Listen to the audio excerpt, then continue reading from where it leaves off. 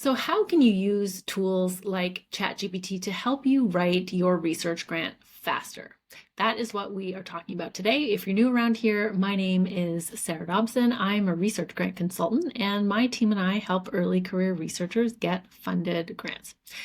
So the first thing I'm going to do is remind you that this video is part of a series where we talk about the ethical and responsible use of AI in research grant writing. And in my view, the questions, the considerations, the drawbacks of using AI look a little bit different in the context of research grants than they do in other types of work, and especially in other types of writing work. So I really encourage you to watch the other videos in this series to get a sense of what the issues are, what you need to think about, and how you can use tools like ChatGPT responsibly in the context of research grant writing. And I'm going to refer to those videos in this video as well, because this is kind of bringing it all together and talking about how you can actually use these tools.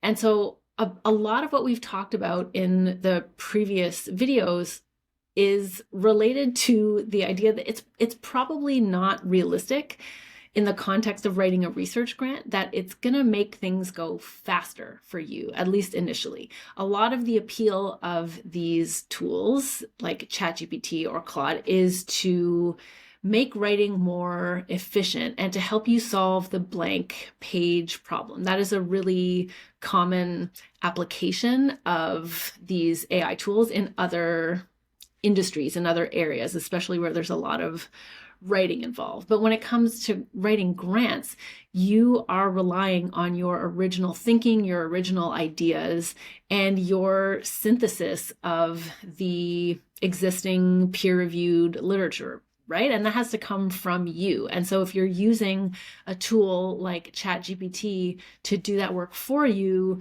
you're sort of skipping over that original thinking, that original idea generation, and original design of a solution to the gap that you want to fill, right? And so that's what we want to avoid. We want to make sure that you're retaining your own original thinking, your own ideas, and making sure that any sensitive or confidential information isn't being handed over to train these models, right? So for all of those reasons, we want to be really careful about using these tools in the early phases of grant development, and of course also at the later phases. And so you'll of course just need to be really careful and refer to one of the previous videos I did about some of the rules around using these tools ethically and responsibly, just to help you think through all of that. But there are use cases for tools like ChatGPT later on in the process when we get to the refining phase. And that's what I'm going to talk about primarily today in terms of how you can use these tools and how you can get the most out of them. But I will say one of the ways that you can use a tool like ChatGPT to help you write faster and more efficiently is to not think about it in terms of the actual generation of text, but in terms of how you organize your writing schedule and timeline. So using a tool like ChatGPT to help you develop a sort of a project management system for writing this major grant, which is in and of itself a project, that is actually a really useful way to help you become more efficient in your writing, to help you generate a schedule and figure out what you need to do each day or each writing block to move yourself forward in the grant writing process to help keep you accountable. That can make things a lot more efficient and a lot faster for you. So I encourage you to play around with that and figure out how you can use a tool like ChatGPT to help you generate a schedule and a timeline to help you write the grant. But again, when it comes to actually generating text, we want to be thinking about using these large language models, using ChatGPT or other tools like it, more in the refinement phase. phase. So after you have done your original thinking and gotten the draft down on paper, that's when you can start using these tools to help you refine. And the way that you can do that is to be really, first of all, really incremental about how you input text to refine it. So what I mean by that is you don't want to put an entire section into ChatGPT and say, fix this or make this more clear. That is not a useful prompt, and it's too much to be useful. And it's also too much for you to keep track of in terms of fact checking and making sure that all of the information in there is still accurate and reliable. So my recommendation is to do it very incrementally, to take a few sentences or maybe at most a paragraph at a time and give as specific a prompt as you can to get what you're looking for. So you might say something like, take this opening paragraph and make the language simpler while still retaining the technical accuracy, or something like that. But again, you want to think about any sort of technical language in there and whether that is again, whether that's your original ideas or original hypotheses, or whether that is text from elsewhere that's already been published, for example. So again, you always want to be careful about the inputs into these types of tools, but when it comes to the refinement phase, you can use it again, for example, to simplify or clarify language. You could use it to help explain something more clearly or more persuasively.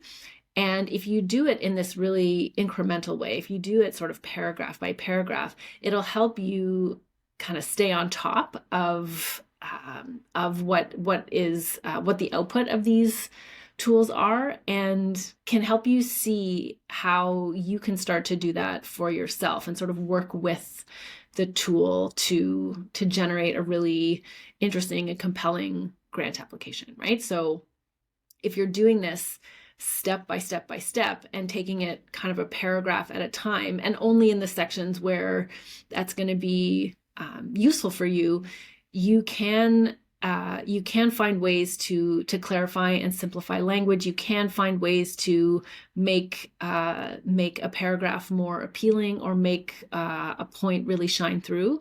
And again, if you're doing that incrementally, you are going to be learning as you go, right? You're not just sort of handing it over and not engaging with the output. And that's one of the things I want you to keep in mind when you're using these tools, is you can actually work with the tool to improve your ability to write persuasively and write clearly. Because if you're taking something that you wrote and then asking this tool to help clarify or make it more persuasive, you can see what the difference is. And then you can sort of understand what that difference is between the input and the output, right? So you are learning at the same time, rather than just sort of outsourcing this and not really engaging with it or learning from it. So again, the important things to keep in mind here are to go slow, to take it in very small chunks, and to give very specific prompts to the tool, and to keep refining your prompts, right? So if you get something back and it's not quite what you're looking for, you can reprompt and refine. And so you're getting better information by giving a new prompt and asking the tool to try again with this new bit of information, right? So again, this is something that you're going to want to play with, and you're going to want to pay very close attention to, again, just for your own learning, in terms of improving your own writing, but also improving your own ability to interact with a tool like ChatGPT and understand its strengths and limitations. So again, it's probably not going to be faster, at least initially, because you are learning how to to work with these types of tools and how to sort of understand this tool as an assistant to you rather than something that you are sort of handing over and outsourcing. It's interactive, it's iterative, and that's going to take a little bit of time and practice. But again, going very slow, paying attention to the inputs and the outputs, and working with those prompts in very specific ways that do often require refinement, that is going to allow you to improve some of the sections of your application and learn a little bit along the way. So if you found this helpful, I encourage you to sign up for our free resource library. In there, we have lots of tools and resources to help you write stronger grants. And you can find the link for that in the video description below. And as I've said several times before in this video, if you want to watch the full series to get the full context of what we're talking about in terms of AI tools in research grants, I strongly encourage you to go back and watch those videos as well. See you next time.